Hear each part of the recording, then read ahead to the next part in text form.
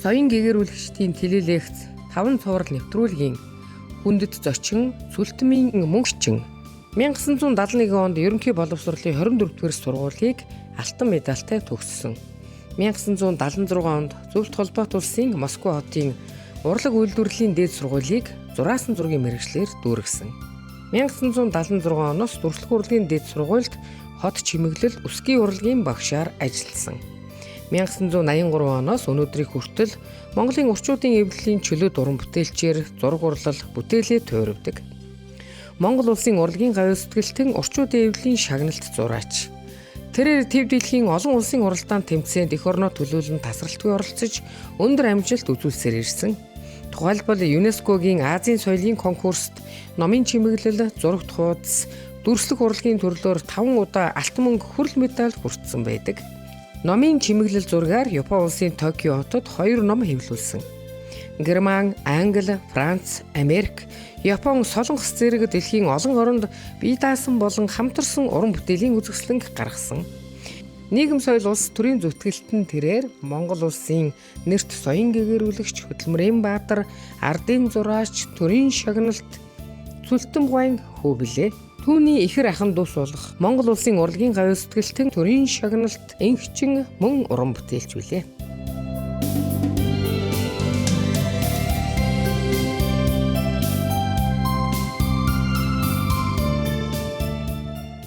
За сайн байцгаана уу хүндэтгэгчтэй. Өнөөдөр нэг маш чухал нэг сэдв ярий.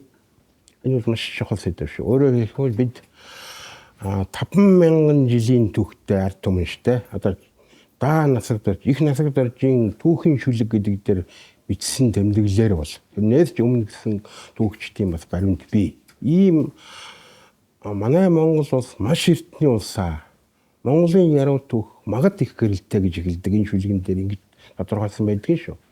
Гэтэл өнөөдөр бид тэр 50000 жилийн түүхийн явцад уламжилж ирсэн ёс заншлаан, уламжлалан авдад сүүлийн 30 жил шал өөр сэтгүүгээр энэ газрын харилцааг өөрчилсөнөөс болоод манайд энэ өнөөдөр Монгол улсад нүүрлээд байгаа, Монгол түмэнд нүүрлээд байгаа.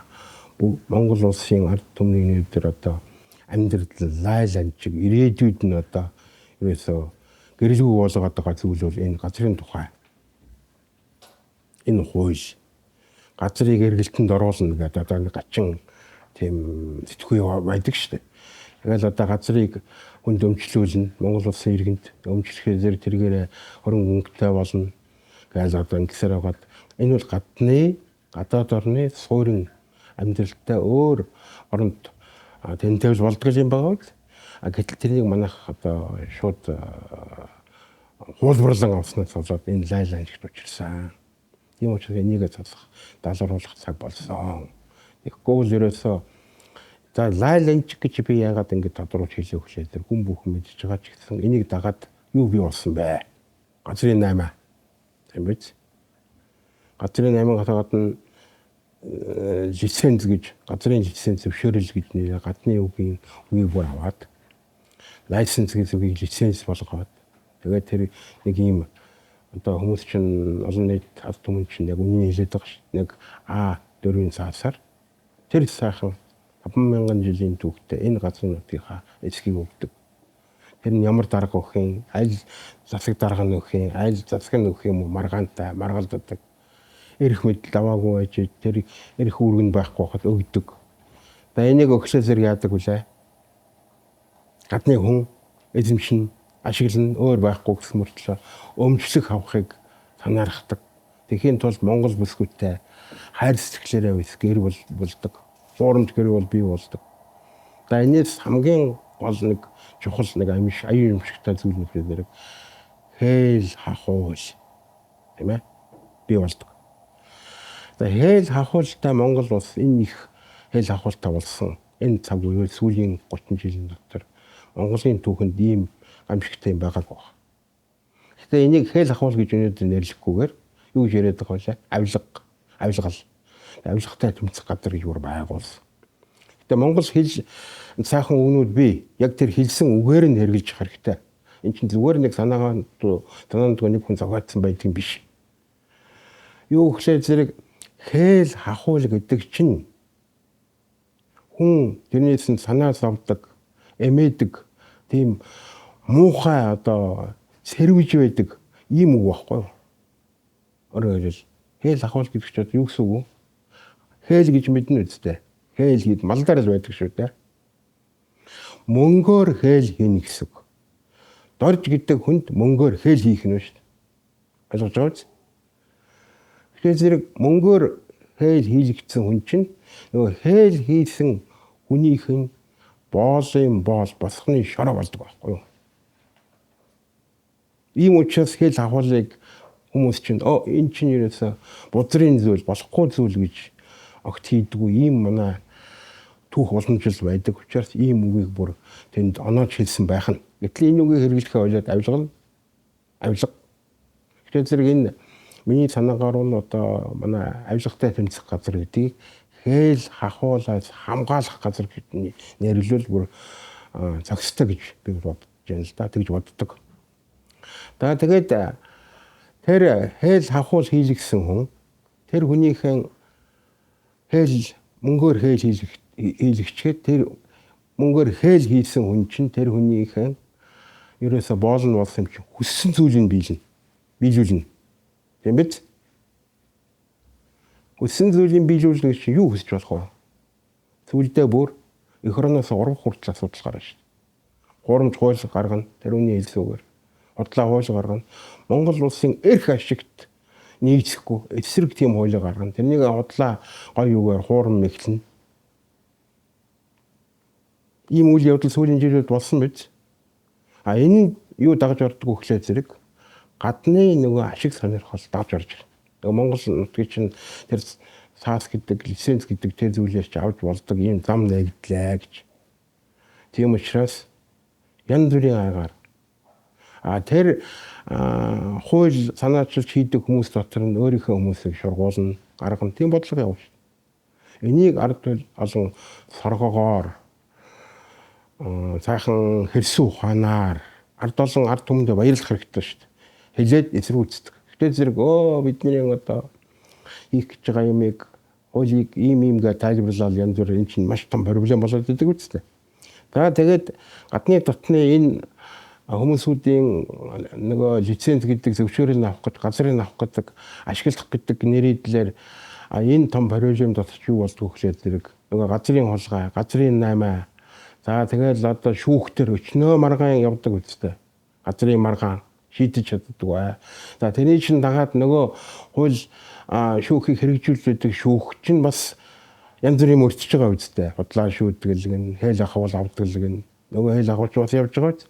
Ингээд манай нийгэм чинь бүр нэг нөгөө хянуундар гардаг үстэй.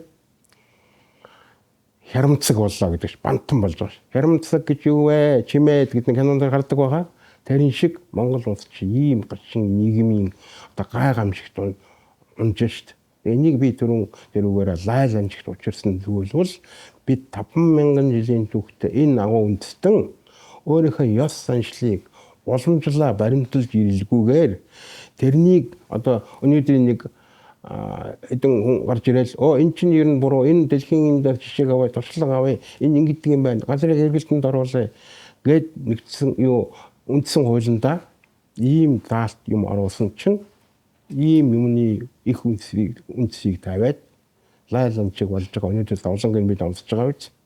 Тэгээ энэ чинь цаашаа яваад ахлаар зэрэг цаашдаа юу болдгоо гэхлээр зэрэг Монгол улс чинь нэг газар нутгаа тэр бичиг саасаар зөвшөөрөл гэдэг лиценз гэдгээр алдсаар байгаа дуусах ийм ирээдүй нүрлээд байна шүү дээ. Энийг олон том хэлдэг шүү дээ. Энийг ярьдаг шүү дээ. Тэгтээ дахиад хэлэхэд дахиад сануулхад ард олонныхоо үгийг аваа. Ард олон гэдэг чинь ард түмэн гэдэг чинь ухаантай гэдэг чинь энийг хэлээд байгаа ш. Тэгээ тэрийг авахаа болчдөг. Ягаад гэвэл нөгөө хээл ахуулсан гэдэг яг баримтаар нотолж чадахгүй. Баригдсан хүн байхгүй. Тэгсэн мөртлөө энэ хээл ахуул гэж чинь газар аваад идэг гэдэг ч үгүй ийм л учиртай ш. Тэгэхээр энээсээ бид талахын тулд энэ нэг юуны үндсэн хуулиудаа байгаа энэ одоо даалтыг энэ газрын тухай энэ хутгууныг энэ юу боломжлынхаа ёс заншлынхаа эсрэг энийг эс тоож өөрчилсөн энэ далтыг л өөрчлөх хэрэгтэй. За тэгэхээр зэрэг энэ одоо би хэл хахуул гэдэг дээр онцолж яриад байна юу гэхлээр зэрэг манай улсын чинь дэлхийд дахинд одоо гутааж байгаа Монгол үндэстэн ягаад юм болчихваа гэж гайхаж байгаа. Биднийг одоо гутааж байгаа готом шиг болж байгаа зүйл ерөөсөө энэ шүү дээ. Нөгөө нэр төр яас. Монгол улсын чинь одоо бидний агуу их баялаг түүх гайхамшиг түүхийг бүтээсэн ард түмний бид нэр өвгдээдсэн агуу их өвгдээдсэн үр удам гэтэл бид нар чи нэг одоо энэ хэл ахуул баригдсан улс орн олигтой хөгжиж чаддаггүй. Тэгэл одоо газрын 8 газрын тухай газрын проблемтэй болдог. Гэтэл энэ чинь манайд бас огт таардгүй одоо ийм зүйл гэдэг нь нотлогдоод байна шүү дээ. Одоо энэ тийм дарга ийм даргагаа солиход чи тэр газрын 8 чинь бидтэй хэл ахуул аваа бидтэй гэдэг одоо проблем чинь дахиад ахуулаад яваад байгаа шүү дээ. Тэгэхээр энэ лайланчгаасаа энэ ирээдүйн хөгжил цэцгэл амьдралыг дэвшлүүлэхэд цадаа болж байгаа зүйлээс салахын тулд ийм эрс өөрчлөлт хийх хэрэгтэй байна. Эрс өөрчлөлт гэдэг чинь одоо нэг бүгдээрээ нэг санаанд төвлөрч ерөөсөө энэ газрын энийг одоо газрын хууль гэж гарсан, ашигт малтуулын хэрэг ирэх газар гэж гарсан, газрын одоо бүх засгийн газар учраас газрыг яаж өгдөг, барьдаг, цомын дарагт нь өгдөг боломжийг тэнд нөгдөг боломжийг ингээл янз бүрийн энэ дээр тохируулсан хууль гарна. Тэгээд хууль нь Монгол улсын эрх ашигт нийцэхгүй байсаар байтал тэнд нь тааруулж яана гэдээ одоо өөрчилдөг, нэмэлт өөрчлөлт гэдэг тэгээд дордуулдаг. Энэ өнгөрсөн жилүүдэд 5 хүн ажилласан байгаа. Бид нэр үг санаж байгаа 100 жилээр газар өгнө гэдэг нэг амжилттай хууль гаргаад үзтээ. Энд чинь одоо энэ газрын тухай газартай харьцах асуудлыг уламжлалаар зөрчсөн энэ ухаг тунаас л болсон хэрэг шүү дээ. 100 жилээр гадны хүнд өгөөд гэдэг чинь Монгол улс багх болно гэсэн үг шүү дээ. Тэр гэдэг чинь нэг лицензээр Монгол улсад энэ газрынхан газартай харьцдаг энэ асуудлыг өөрчлөөд уламжлалаар баримтлаад лиценз уул уурхай энд ашигладаг. Газарыгаа яг хуучин байснаар өөрөөр хэлбэл 30 жилийн өмнө энэ үндсэн хуулинд оруулсан хүртэл Монгол улс газартай яаж харьцаж байсан бэ? Газрыг яаж уламжлалаараа авч явсан бэ гэдэг тэр байдалтай л хүрнэ шүү дээ. Тэр нэрсэл байдлаасаа л одоо өөрчлөгдөхгүй гэсэн үг шүү дээ. Өөрөөр хэлбэл канон дээр хүн бүхэн мэдж байгаа одоо нэг мэдэх зүйл гэж хэлдэг үстэй. Балт төрөлөөр канон дээр энэ хангаан эзэн бол би гэж. Монгол хүн бол энэ өргөн уудын нутагта хэн ч гэсэн энэ бол миний нутаг. Би энэ эзэн гэдэг ийм сэтгэхүй зүрх сэтгэлд нь оюун санаанд нь явдаг байсан. Юм хаа. Гэтэл өнөөдөр чинь заавал хувааж яваад нэг хэсэг болгож өмчилж өгнө. Тэгжээ өмчтэй болгоно. Гэхдээ хүн өмчтэй гэдэг энэ Монгол улсын газар нутаг чинь бидний л өмч шүү дээ. Тэгэл одоо эзэн одоо бид юм байгаа эзэн одоо өөрийнхөө ямиг эзэн бич чадахгүй байна. Эзэн ирэхэд сэргээе гэж одоо энэ олон проблем зүйл яриа маргаан гардаг ч одоо энэс үүдэлтэй шүү. Тэгээ энэ дээр юуг би олон тогтож ойлгож бидээ үүдээрээ нэг соён гэрэлээ ухаана сэнгэлийг хэлтэй зэрэг бүгдээрээ ерөөсөн энийг болёо. Манай ялангуяа нэрх мэдлэлтэй манай улсын их хурлын гишүүд энэ үндсэн хуулийг дараад нь их хурлын гишүүд солигддог юм ахад өөрчлөгддөг юм ахад хамгийн түрүүн энийг өөрчлөх хэрэгтэй. Тэгэхээр зэрэг манад энэ нөгөө газрыг дагж ирсэн гадны сонирхол, хувь хүний сонирхол энэ газар гэдэг чинь улсын үндэс гэдэг чинь хэвээрээ үлдэн шүү. Тэгэхээр газрын нутгийн улс орны төр засгийн улс орны үндэс гэдэг чинь газар байтал энэ чинь нэг хэрэглгээний юм шиг навэж арилж дийдэг юм шиг гачин хэлбэрт ороод өөрөөр хэлбэл юу гэж хэлж ийн гэж газрыг эргэлтэнд оруулна. Энэ юу гэсэн үг вэ? Хэний зохиосон үг юм. Хэний зохиосон хууль дүрм юм. Эргэлтэнд оруулна. Эргэлтэнд орно гэж юу яриад байгаа? Малынхаа одоо түүхэн эдийг бор зарж боловсруулад үйлдвэрт оруулаад хийвэл харин энэ эргэлтэнд оруулах гэж хэлж болох юм. Газар нутгаа төгнө гэж бодсон. Нэг том уулаа эргэлт нуурна. Тэгээд хэсгний хэл нэмэр шүү дээ. Том энэ хооронд бидний 30 жилд хичнээн уул ус сүйдсэн бай. Хичнээн нуруу байхгүй болсон бай. Уул байхгүй болсон бай. Энийг ер нь тооцоо ил хэлдэг. Тэгэл эндээс ихсүүлэл хуурамч мэдээлэл. Тэр хуучин мэдээлэл гэж хэлхийд гэнэ fake news гэдэг гарцсан ш. Манай энэ чи явдаг ш. Энийг хамгийн гол нь олон түмэн ард олон соргоор хэрсэн ухаанаар ойлгоод төр засгийнхаа энэ төр байгаа хүмүүс хэлхсээ зэрэг тэрийг хүлээж авахгүй нэг том алдаа зүтгэл байгаа шүү. Тэгэхээр зэрэг хүн гэдэг амтан бол хүн бол ерөөсөө эрдэнэ түүний биеийг олд төлөөч гэсэн төрсөн ч гэсэн нэг 13 тэгш хүн гэж байдаггүй. Тийм учраас алдаа зүтгэлтэй байдаг. Энэ алдаагаа эрх мэдлээ авсан хүмүүс тасаж өгөөч, тасаж хийгээч. Ард ирд их үгийг аваач л гэсэн одоо энэ танаад одоо дахин хэлэх бай. Тэгээ энийг ингээл удаашруулаад тийм хойшлуулаад энэ чинь хэцүү л дээ. Ягаад гэвэл 30 жилд ийм хоримжлогдсон юм чинь одоо өнөөдрийн энэ Монгол улсын ард олонны өсөл эрмэлзлийг биелүүлэх тэр эрхийг авсан тэдний төлөө ажиллах гэсэн зөвхөн эрхийг авсан улсууд дарга юм шиг сэтгэхэд тэгээ энийг хийхгүй суугаад байх ийм байж магадгүй зүйл. Яагаад гэвэл энэтэй чинь олон жил энэтэй бас холбоотой болчихлоо шүү дээ. 30 жилийн дотор чинь дандаа л төрийг барьлаа Монгол улсын тийм ээ. Энэ дотор гарч байгаа энэ их проблемуудтай чинь холбоотой боллоо. Энэс чинь лиценз гэдгийг нь өгж явуулаа, авч ялаа тийм ээ. Тэгэхээр зэрэг энэ улсууд хийж ерөн чадах болов гэдэг ийм зүйл эргэлзээ төрнө шүү дээ. Ажиг сэжиг. Тэгэхээр зэрэг ерөөсөө энэ төр үндэслээд энэ нийгмийнхээ одоо өнөөдөр төр засгийнхаа энэ газартай холбоотой энэ тогтолцоог өөрчлөхийн тулд цаашин шинжил тогтолцоог нь өөрчлөх гэдэг чинь яг үндсэн хуулиа яг энэ дээр өөрчлөөл тэгэл газрыг хуучнаар уламжлаар нь. Тэгээ ер нь альва уламжлалыг ёс заншлыг түүхийнхээ дагуу уламжлалынхаа дагуу тэрийг авч явахгүй шинжилж өөрчлөн одоо орчин үетэй хөл нийлүүлнэ гэдэг юм тийм нэг үгээр ингэж өөрчлөх гэдэг чинь ийм харгаа авчирдаг гэдгийг энэ дээр хатуу бид тогтож авах хэрэгтэй. Тийм учраас Монгол түмэн өнөөдөр сэргсэн, ойлгосон, мэдсэн эхлээд бол энэ итгээд ийм байх гад явж ялаа ш. Тэгээд амьдрал дээр бүтсэнгүй. Тийм учраас энэ сайхан нутаг усаан хамгаалахын тулд амьдралаа дэвшүүлэхийн тулд хамгийн үндсэн нь юу юм бэ? Бидний өнөөдөр болохгүй энэ лайланчиг авчираад байгаа зүйл гэдэг чинь. Тэгэл бүхэл юм одоо энэ манай болохгүй зүйлүүд чинь проблем их үндсэн энэ газартай холбоотой энэ асуудал шүү дээ. Газар. Тийм үү? Газрыг ерөөсөө Монгол үндэстэн ерөөсөө ингэж оролдож байгаагүй. Энийний тухай ойлголт огт өөр орноос. Энийг үлгэрчээд түүхэнд яс олон жилдээ бүгдээрэнд нь байгаа. Тэгэхээр эний чинь одоо хэлээгүй хэлжээсэн шүү. Бидний одоо хүн бүхний мэдхээр манай их таян гэгэрүүлэгч их томон дээр зэхэтэн даш болбор яруу найрагч анх үндсэн хуулийг шинэ үндсэн хуулийг хийхэд энэ болохгүй гэж хэлжсэн үг байгаа үз.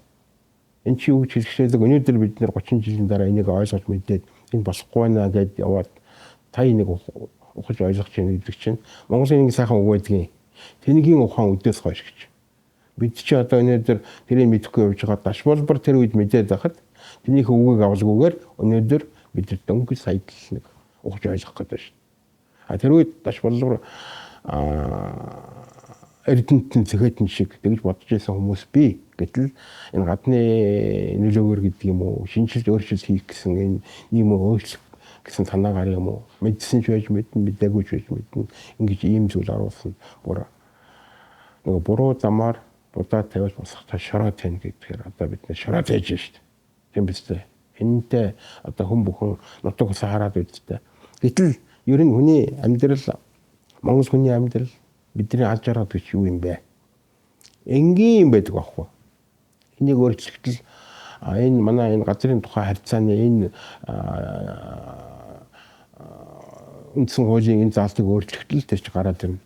Төв зүгээр болоод ихнэ чи жижигхэн юм байгаа шүү дээ. Чи нэг заалт л байгаа шүү дээ. Тийм биз дээ. физик бүх юм чи энгийнээс эхэлдэг. Энгийн үгийг хэлснийг сайхан үгүй. Дагестаны херона гэж Арсул Гамзатов гэж тийм ээ. Аварын херона гэж хэлсэн үгүй. Энгийн үгээр сайхан шүлгийг бичдэг. Жирийн шавраар гомцыг аваарыг бүтээдэг гэж. Тэгэхээр зэрэг энгийн юмнууд л бүх юм чи хэлдэг байна шүү. Тэгэхээр зэрэг энгийн энэ манай ёс заншил уламжил гэдэг энэ энгийн энэ үгээр баримталж явж байгаа хэрэгтэй. Энэс салж болохгүй. Энэ чинь бидний суур юм шүү дээ гэсэн одоо энэ зүйлээсээ л өөрчлөгдөхгүй байх хэрэгтэй болж таарад байна шүү. Тэгээ энэ манай газартай холбоотой ийм бид нар төрөгдөлд орсноос болоод юу болсон бэ гэхээр бид нар чинь нөгөө уламжлалынхаа бүх юмнаас салж эхэлсэн шүү. Тийм баха. Өөрөөр хэлбэл мал аж ахуйгаа өөрчлөх болж эхэлж байна. Нөгөө газар нутгийг чинь ашиглахын тулд газрыг чинь лицензээр өгөх болно. Тэнийг ашиглах гэж гадны дотны янз бусад авах болно. Тэгэхээр зэрэг мал аж ахуйгаа ажиглаж эхэлнэ. Ажиглаж эхлэхээр юу гарч ирсэн гэж эрчимд мал аж ахуй гэдэг юм гарч ирсэн. Эрчимд мал аж ахуй өөр оронд байдаг, Монгол байдаггүй. Гэтэл саяхан одоо нэг мэдээ явж инлээ. Орос улсын мэдээ.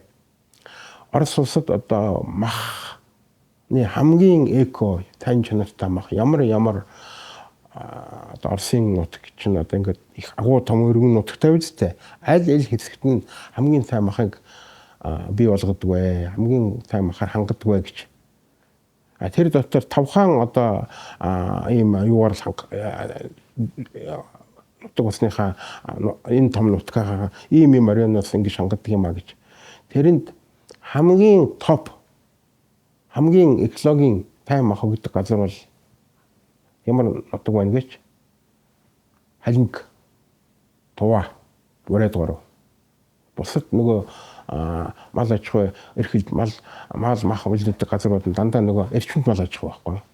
Тэр махны чанарт нь хүрэхгүй гэж байгаа юм. Тэгээ бүр ингэж тодтогсон байна лээ. 300 жилийн өмнө хэрэгжилж байсан тэр шимт мах энэ районуудаас энэ газар нутаг областаас гардаг юм аа. Тийм учраас энэ чинь хамгийн ягаад гэвэл бэлчээрийн мал аж ахуй энд өсгөж үржүүлдэг юм аа гэж. Гэтэл манай Монгол улс чинь тийм үстэй. Эмийн ургамлаар хооллдог мал аж ахуйтай орон чинь эрчимд мал аж ахуй гэж шуурдаг чинь тийшээ орох гэж зүтгээд идэг чинь ийм учиртай байгаа юм суурна.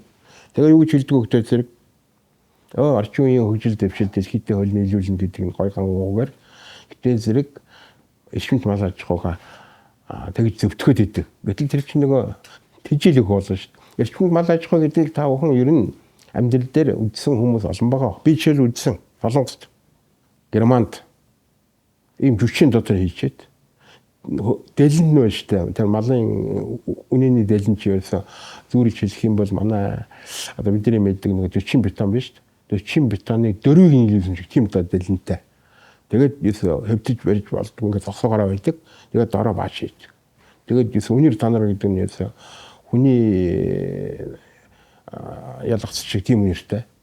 Маллагч манай маллагч нь огт өөр шүү дээ.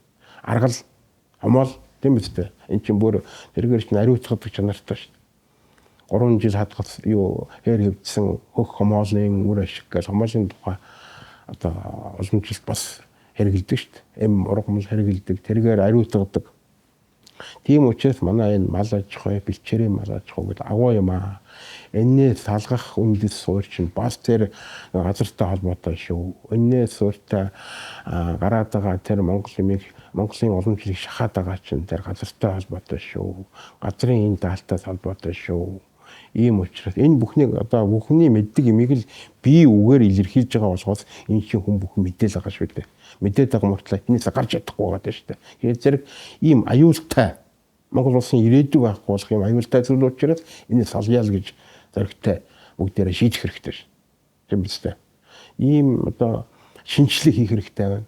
Энэ нь юу гэж хэлэх вэ гэхээр зэрэг бидний мөнх тэнгэрийн хүчин дорн гэдэг одоо энэ их өг дээдсийн үгийг бид нэр таньж явах хэрэгтэй. Өргөж энийг бодож. Энэ одоо юу гэсэн үг вэ? Энэ ёс заншлаа авч явжээд хөх тэнгэрийн хүчин дор эвээгдэж явдаг. Ийм бид нар чинь уламжлалтай ийм ард түмэн бахна шүү. Тэн дээр бас нэг зүйлийг анхаарах хэрэгтэй. Манай Монгол улс Монгол үндэстэн Монгол улсын үндэстэн ерөөсөө энэ 5,000 жилийн түүхэнд яагаад адуу мал эрхэлдэг ийм аж ахуйтай болсон юм бэ? Нүүдэл амьдралыг сонгосон юм бэ? Яагаад газар тариалан эрхэлдэг суурин болоогүй юм бэ? Одоо манай суурин болох гээд энэ Улаанбаатарт шавааралдаад ш. Шавааралдаад. Энэ чинь сохимжгүй байхгүй. А гэтэл энэ чинь бас учир утгатай. Манай Монголын хөрс гэдэг бол газар тариалан тохиромжгүй хөрс байхгүй. Монголын хөрс маш эмзэг. Монголын хөрс эмзэг учраас газар тариалан эрхэлж болдоггүй учраас мал аж ахуй эрхэлсэн байхгүй юу? Адуу мал адуулж ингэж амьдрал нь явсан түүхтэй. Одоо энэ 5,000 жилийн түүхч. Тэрнээс Монгол хүн дандаа мах идэх гэдэг энэ уур амьсгалтай холбоотой учраас мах идэх, цагаан идэх гэдэг чинь тэр газар хөрстэй бас холбоотой байна шүү дээ. Энэ тухай одоо ший мөрөн гэж манай Монгол хүн бэ? Өөр Монголын нутагт одоо Тайванд амьдардаг гэсэн тэр хүний бичсэн сайхан өгүүлэл юм байдаг. Монгол өөр монголчаас Монгол нутаг шүү дээ. Одоо түүхийн иргэшээлээр энэ урагшаал орсон болохоос биш. Тэгээд тэр нөгөө ховог сойрынхаа газар нутгийн тэр хөрсийн тухай бичсэн тэр нийтлэл их нэрд гарсан байдаг. Тэгээд зэрэг ийм эмзэг. Ягаад гэвэл эмзэг учраас эн чинь салхинд ингээ хийсээд нөгөө газар тайрын эрхлээд ухахлаа зэрэг салхинд хийсээд шороо хийсдэг байхгүй юу? Энэ шороо гэдэг чинь их тирэн гэж нэрлэдэг дээ. Тэгээ эн чинь Гятад улсыг дамжаад, Солонгос улсыг дамжаад Япон хүртэл хийдэг. Тэгээ энэ чинь Yellow Sand гэж нэрлэдэг. А гэтэл энэ дээр эн чинь бүр энэ салхиар хийсэж байгаа нөгөө хортой салхи болохоор хортой одоо тэр ураны тазар хэдвэхтэй салхи хийсгээр хүртэл одоо ийм аюул бүрээд ард олон тэрийн чинь дургуутслаа илэрхийлээд байгаа биз дээ. Энэ болохгүй гэж. Өөрөөр хэлбэл болохгүй л гэж хэлээд нь шүү дээ. Гэтэл үгүй гэж зөвтгөөд байгаа улсууд чинь ийм учиртай юм шүү. Энийг өөрчлөөрэй. Өөрчлөхгүй бид бүгд байхгүй болно шүү. Монгол улсын тусгаархагтал байхгүй болно шүү. Улс үндсээрээ газар шороогоор байхгүй болно шүү. Монголын бэлчээр байхгүй болно, мал байхгүй болно. Тэгээ бид идэх юм байхгүй болно. Таг агаар талхин нь бол амьсгах юмгүй болно. Муу ярилж хэлж байгаа юм биш шүү. Бодит болж байгаа зүйл дээрээс үндэслээд ард түмнийхэн бодоод яриад тэтгээд санаа нь зовоод байгаа юмыг миний бие л одоо таахад хүрхэхээр одоо чармааж их сул залын ивэлдэр өөр сэтгэя өөрөөр амьдрья энэ цаг ийсэ Монгол үндэстний хиймэл зэрэгсэн цаг үе шүү гэж энэ өнөөдрийн манай залуу үеийнхэн дэлхийд дээр гаргаад байгаа амжилт тийм биз дээ гран при байгаад аваад байгаа амжилт ялан дийлээд байгаа амжилт, бүгдийг тэргүүлээд байгаа амжилт, алтан медалийг аваад байгаа амжилт. Энэ бүхнээс хараад хиймэр зэрэгсэн учраас энийг хийх тагуулжээ гэж хэлж энэ зөвхнийг та бүхэнтэй ярьж байгаамаа. Ийм учраас бүгдээрээ хоорондоо ингэж зөрилдөж явах. Тэр үзэл бодлоор гэж зөрилдөх гэж хэлдэг шүү. Тийм биш бүгдээрээ ингэж урагшлаа. Амжилт хүсье.